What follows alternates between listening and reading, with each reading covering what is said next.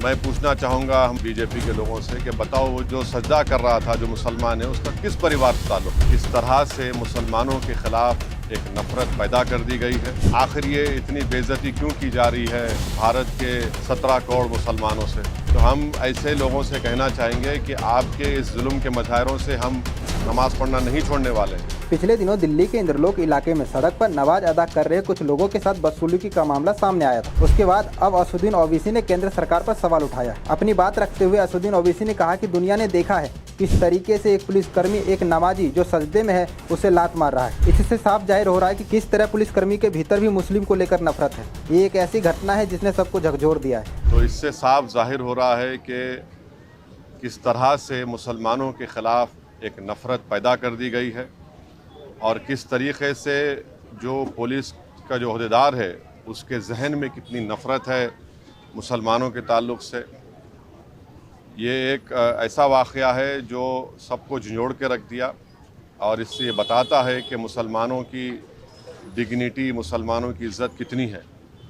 और मैं वज़ीर आज़म से पूछना चाहूँगा, हमारे मुल्क के वज़ीर आज़म से, क्योंकि दिल्ली में जो लॉ एंड ऑर्डर है वो मरकज़ी हुकूमत के पास, सेंट्रल गवर्नमेंट, यूनियन गवर्नमेंट के पास आती है। मैं पूछना चाहूँगा हमारे वज़ीर आज़म से, बीजेपी के लोगों से, कि बताओ वो जो मुसलमान जिसको आप हालत सजदा में नमाज में था, जिसको लात मारा गया है, जिसकी बेइज्जती की गई है, उसका ताल्लुक़ किस परिवार से है? किस परिवार से है वो? किसके ख़ानदान से? बताओ।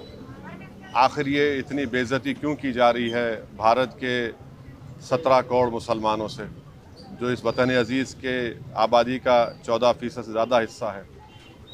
तो ये तमाम फ़िरक़ा परस्ती और नफ़रत के मज़ाहिरे सारी दुनिया और हम देख रहे हैं, तकलीफ़ होती है, मगर इंशाअल्लाह ताला ये नफ़रत का, ये जुल्म का इंशाअल्लाह ताला ज़रूर अल्लाह अपने फ़ज़ल से और करम से, मुझे यकीन है कि इंशाअल्लाह ये तमाम चीज़ों का ख़ात्मा होगा और ये तमाम चीज़ें रोकी जाएंगी।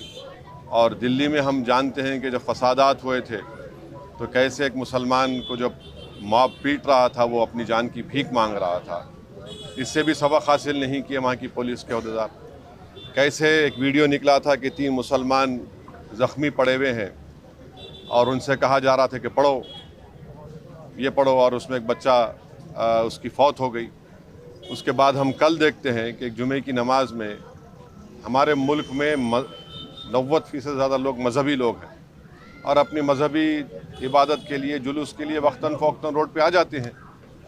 तो इसको ये बेइज्जत करना उनको, इस तरह से लात मारना उनको और बताना कि क्या हमारी हैसियत है, तो हम ऐसे लोगों से कहना चाहेंगे कि आपके इस जुल्म के मज़ाहिरों से हम नमाज पढ़ना नहीं छोड़ने वाले हैं।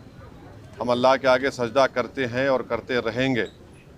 आप लात मारो या गोली मारो, मगर आपके लात मारने से, आपके गोली मारने से आप अपनी जहनीत का, अपनी नफ़रत का आप मज़ाहिरा कर रहे हैं और आप एक तरफ़ा काम कर रहे हैं। और भारत के मुसलमान का परिवार किस परिवार से ताल्लुक़ है बता दें। मैं ये तमाम मेरा सवाल है उन तमाम नाम निहाद सेकुलर पार्टियों से, हमारे मुल्क के वज़ीर आज़म से, कि बताइए जो सजदा कर रहा था जो मुसलमान है उसका किस परिवार से ताल्लुक़ है, बताइए हम।